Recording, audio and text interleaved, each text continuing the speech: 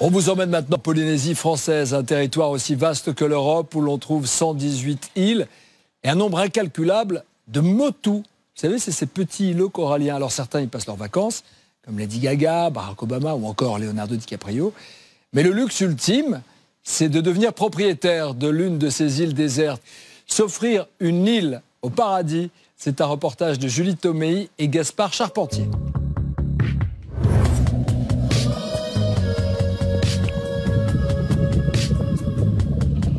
On fait toutes sortes de rencontres dans les eaux chaudes de Polynésie. Ce jour-là, Zach et Kaylee partagent leur lune de miel avec une quinzaine de requins citrons.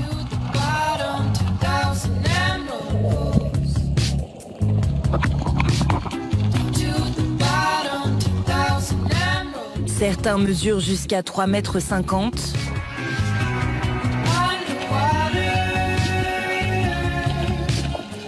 Alors quand madame s'éloigne un peu trop...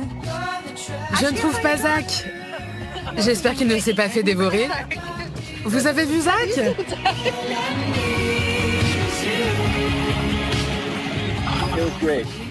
C'était super, les requins nagent juste à côté de nous.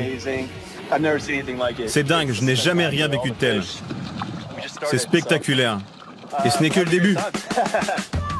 Et ils ne sont pas au bout de leurs émotions pour cette journée extraordinaire. Après la plongée, cap sur une île déserte à une trentaine de minutes de bateau de Bora Bora. Avoir une île juste pour nous, pour toute la journée, ça va être magique. J'arrive pas à croire qu'on va faire ça aujourd'hui. C'est tellement cool. On est super excités.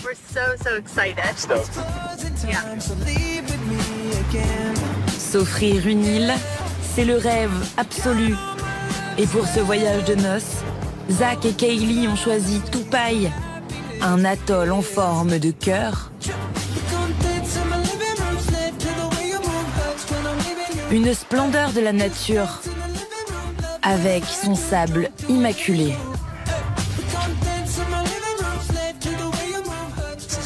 C'est le paradis. On est au milieu de l'eau, sur une bande de sable, sur notre île privée. On ne pourrait rien demander de plus. C'est probablement le plus bel endroit du monde et je suis avec l'homme de ma vie. Je ne peux pas rêver mieux. En Polynésie, des milliers d'îlots sont éparpillés dans le Pacifique. Certains y accèdent pour quelques heures seulement, d'autres décident d'y poser leurs valises. Diana Ross dans les années 80, l'explorateur Paul-Émile Victor ou la star Marlon Brando se sont offerts leur île privée. Avec l'océan pour voisin, l'horizon infini sans vis-à-vis, les cocotiers et le sable chaud, dans un instant nous vous emmenons en Polynésie française à la rencontre de ces néo-Robinson Crusoe.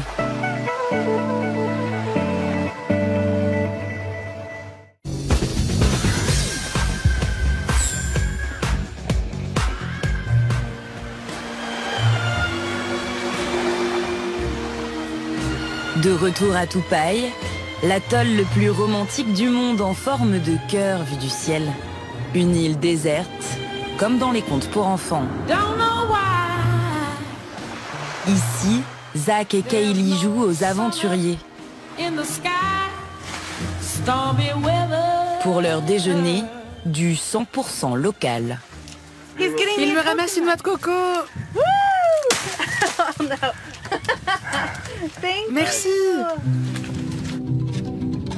C'est Alain Sioux, 58 ans, qui organise cette escapade sur mesure.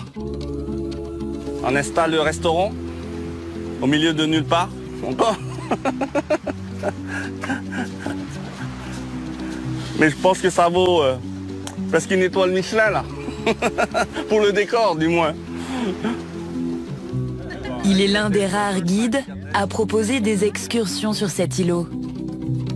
On accède à Tupai sur autorisation spéciale du président de Polynésie. Une balade ultra exclusive qui séduit les stars. Cameron est déjà venu, Clooney, Bradley Cooper, Beyoncé, des stars du show business qui aiment la solitude, qui aiment le calme, la plénitude. et qui aspirent à ça. La balade coûte 2000 € la journée. À ce prix-là, la langouste grillée est accompagnée d'une bouteille de champagne. Ah, merci. Quelle expérience de dingue. C'est la meilleure lune de miel du monde. Dans quelques heures, les amourons devront repartir de leur île déserte. Une parenthèse éphémère que certains ont choisi de prolonger. Oh, just the two of us. We can make it if we try. Oh, just the two of us. Yeah, you and I.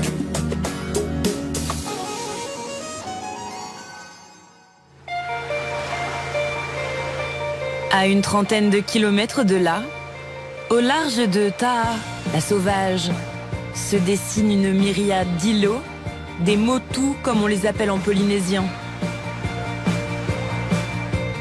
Janet Spitz, 57 ans, une néerlandaise qui a fait fortune dans l'informatique, rêve de s'en offrir un. Janet, c'est cette île-là, sur la gauche. Son agent immobilier lui a déniché une perle rare, ce petit îlot de 4000 mètres carrés. Sable blanc et végétation généreuse, entouré d'un lagon transparent, pour 800 000 €. On va jeter un œil, voir si j'arrive à me projeter. Pour écrire un livre ici, par exemple. C'est très beau.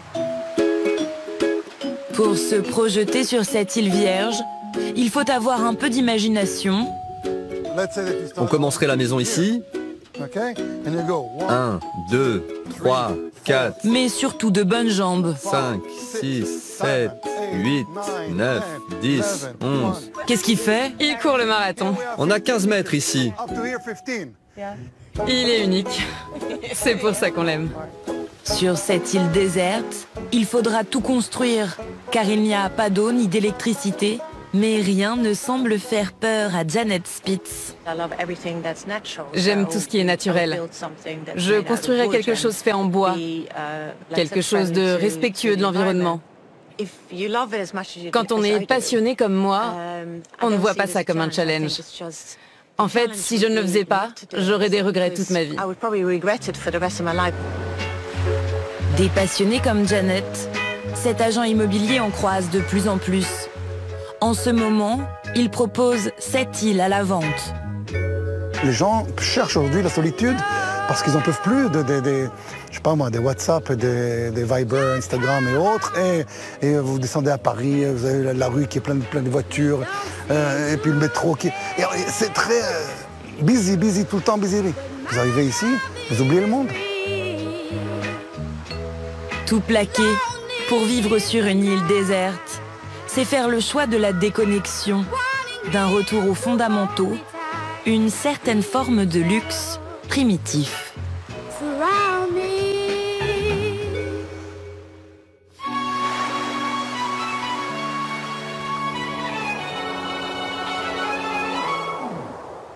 Sur cette langue de terre de 5 km de long, proche de Wainé, 6 familles vivent à l'année, comme Toriki et Samantha. Tu veux une banane, mon bébé? Avec Toikivai, leur fils, haut comme 3 mangues. Et un petit boy de 4 ans. Lui, il est venu compléter le paradis. C'était la pièce manquante. Il va à l'école en bateau, il se lève et puis il a chaud, il va à la mer. Ouais, c'est un petit sauvage du Motu. Un petit explorateur des mers, avec cet immense lagon comme jardin. C'est pour ce cadre que Toriki a décidé de changer de vie il y a 12 ans en emménageant sur le terrain familial. Désormais, il cultive la vanille, l'or noir de Polynésie. Elle est très goûteuse, elle est très demandée par les grands chefs pâtissiers dans le monde entier, quoi. Combien ça se vend, une gousse de vanille ici? Tu arrives à 500 € minimum, le prix du kilo de vanille séchée. Loin du stress de la ville, le rythme de la nature est plus lent. Il faut 4 ans pour obtenir une gousse de vanille. Samantha, elle, a quitté la réception d'un grand hôtel il y a 8 ans pour ramasser les fleurs de son jardin. Jusqu'à 7000 tiare par semaine. C'est l'emblème déjà national, la tiare Tahiti. C'est comme ça qu'on se fait belle ici, on met des fleurs à l'oreille. On la met à gauche quand le cœur est pris, on la met à droite quand on est un cœur à prendre. Pour vivre, ils se sont lancés dans l'activité de maison d'hôtes, en plus de la confection de colliers que Samantha revend aux grands hôtels de la région. C'est beau. Un travail qui se conjugue parfaitement avec sa vie de famille. Et à l'heure du goûter... Ouais, raté. On boit de l'eau de coco. Son fils a été rejoint par sa cousine de 10 ans. On se bat pas, t'as vu tellement ils adorent que... Ok, c'est bon. Je les partage. Ils en raffolent, c'est comme la barbe à papa locale, quoi. Où sont mon bébé, s'il te plaît? Sur un motu, tout est à portée de main, pour le pique-nique comme pour les jeux. Avec l'isolement, on est forcément moins touché par la société de consommation. Ils ont accès direct à la nature, au fait. Et puis quand ça a trop chaud, ben, ça saute à l'eau. Ils sont heureux. C'est quand même mieux que les écrans, quoi.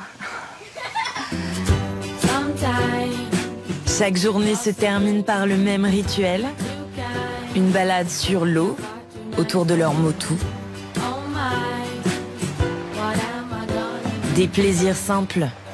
Une certaine idée du bonheur qui séduit jusqu'à Hollywood.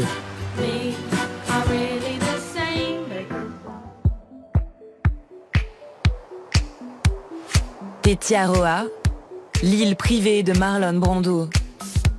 Elle abrite un éco-resort de luxe où se croisent Lady Gaga, Leonardo DiCaprio ou Barack Obama en vacances. Pour y passer 12 mois de l'année, à tout juste 25 ans, Charlotte Paré a réussi à s'y faire embaucher. Monsieur et Madame Higgins? Cela fait tout juste 2 semaines qu'elle a débarqué de Paris. Comment allez-vous aujourd'hui? Vous êtes prêts pour votre déjeuner? C'est parti. Alors là, on a prévu un petit déjeuner assez sympathique sur un coin isolé du motu pour qu'ils aient un moment intime ensemble, loin de tout le monde. Oui, c'est génial. Incroyable. Sa mission, rendre magique le séjour des hôtes qui payent tout de même 3000 € la nuit. Auprès de ces jeunes mariés australiens, je vous en prie. C'est un sans faute.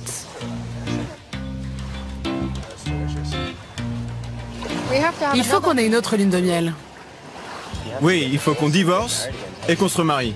On peut aussi fêter nos 1 an. Ouais, c'est vrai.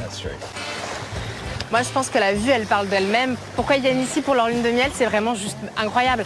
Moi, j'ai jamais vu une eau aussi claire, aussi bleue de toute ma vie pendant mes vacances. Tout ce que je vois m'éblouit, donc j'adore. Et il semblerait que Tetiaroa ait le même effet sur tous ceux qui foulent son sable blanc.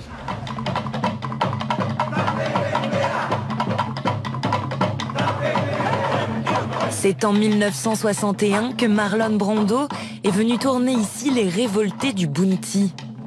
Il tombe d'abord amoureux de sa partenaire de jeu, une belle Tahitienne, mais aussi de l'île, Tetiaroa, qu'il rachète quelques années plus tard. Quand il décide d'en faire un hôtel, il fait appel à un pro du secteur à Tahiti, l'Américain Richard Daly, qui n'en croit pas ses oreilles. Si vous faites ce que je fais moi comme métier, d'abord, vous rêvez d'avoir un canevas comme celui-ci sur lequel vous exprimez. Et probablement, vous n'en aurez jamais.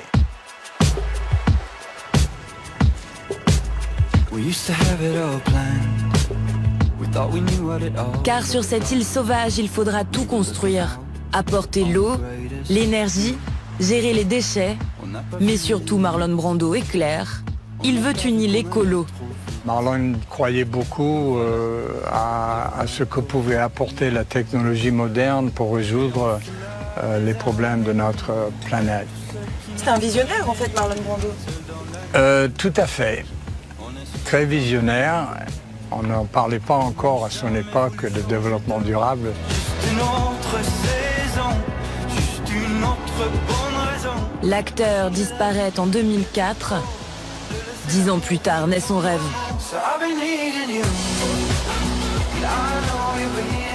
Le Brando, 35 villas avec piscine privée, un hôtel de luxe éco-responsable, jusqu'au système de climatisation unique au monde. Je crois qu'il doit être là-haut en train de rire en disant mais t'as vraiment fait ça? Ben, je plaisantais quand je disais qu'il fallait faire ça. Marlon Brando, le visionnaire, son projet fou continue de faire rêver. Nous retrouvons Charlotte Paré, la nouvelle recrue de l'hôtel. C'est la première fois que la jeune femme va découvrir le lagon, son nouveau cadre de travail. On va faire un petit tour pour pouvoir après un peu mieux l'expliquer et en parler donc à nos clients. On va aller sur un des premiers mots tout. Alors je suis pas encore très douée avec la langue polynésienne, je suis désolée, je retiens pas très bien. Je crois que c'est Taounai'ti. Ouais, c'est ça.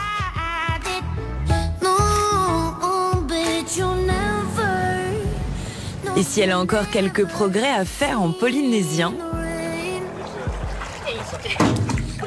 elle s'est déjà très bien adaptée à la température de l'eau. Là, il doit être quoi? 8h du matin, je kiffe ma vie. C'est parfait.